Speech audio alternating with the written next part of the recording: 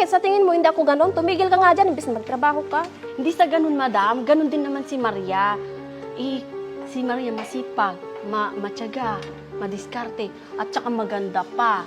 Aba, sira ulo nito. Parang sinabi mo hindi ako maganda. Naku, madam, wala akong sinasabi ha. Ikaw nagsabi niyan. Pwesit nito.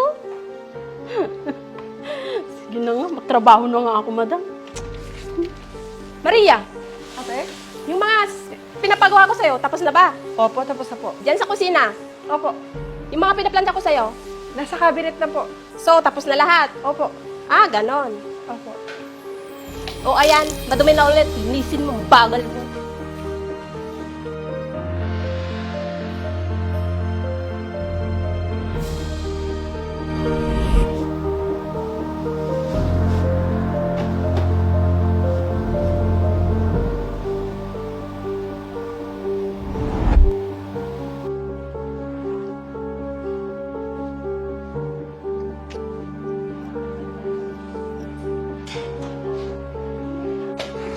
Madam!